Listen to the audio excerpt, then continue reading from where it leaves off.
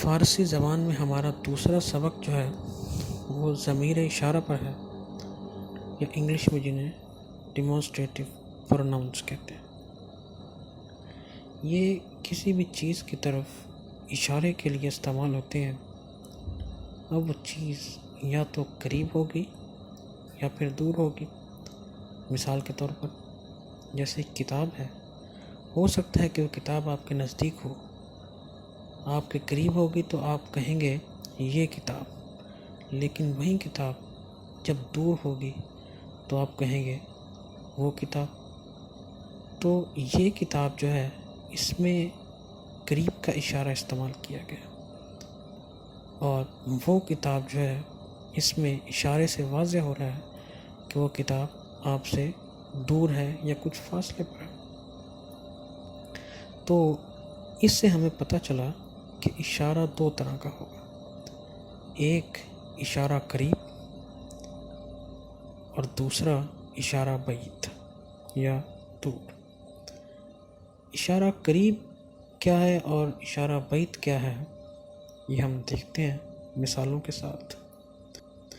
اشارہ قریب، اشارہ قریب اس شے، چیز یا جاندار کے لیے استعمال ہوتا ہے جو قریب ہو یا جو آپ کے نزدیک ہو۔ جیسے مثال کے طور پر یہ کتاب، جس کے انگلش میں دس بک کہتے ہیں، فارسی میں اس کے لیے ہم این کا لفظ استعمال کریں گے، الف یہ نون، یا پھر الف یہ نون گنا، این کتاب۔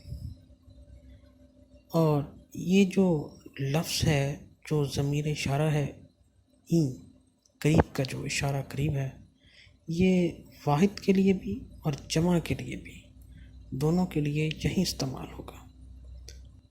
لیکن انگلش میں جیسے آپ کو معلوم ہے، واحد اور جمع دونوں کے لیے مختلف ہوتے ہیں۔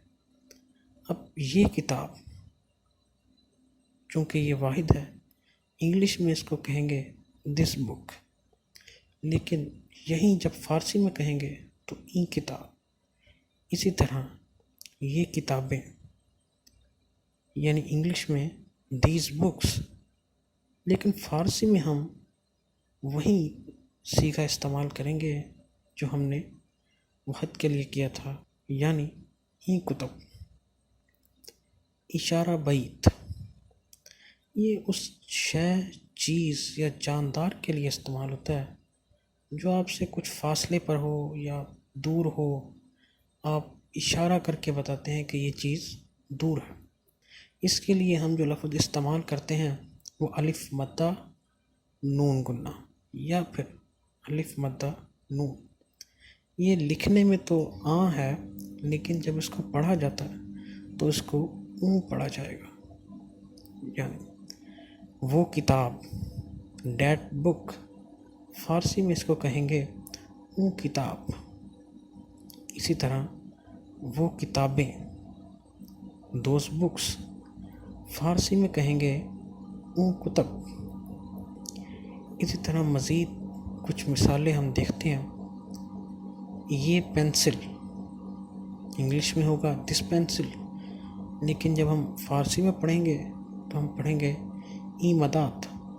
پینسل کو فارسی میں مداد کہتے ہیں، تو فارسی میں ہوگا ای مداد۔ اسی طرح وہ کاپی، یعنی کہ اشارہ بعید ہے، دیٹ نوٹ بک، تو فارسی میں اس کے لیے ہم کہیں گے اوں دفتر۔ کاپی کو فارسی میں دفتر کہتے ہیں، تو یہ ہو جائے گا اوں دفتر۔ اسی طرح یہ پھول، یہ جمع کا جو ہے اسم استعمال کیا گیا ہے، تو یہ ہے یہ پھول، دیز فلاورز، اور اس کو فارسی میں کہیں گے این گلہا۔ گل پھول کو کہتے ہیں اور ہا اس کی جمع بنا دی گئی، این گلہا۔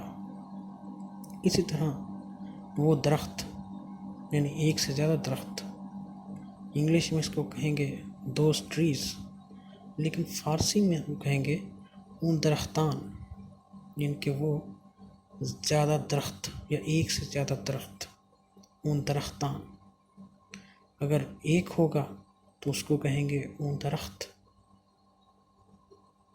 اگر ایک پھول ہوگا اور وہ دور ہوگا تو کہیں گے اون گل، لیکن اگر قریب ہے تو این گل۔ اگر درخت نزدیک ہے تو این درخت، یا زیادہ ہے تو این درختان، اور اگر وہ دور ہے تو اون درختان۔ شکریہ۔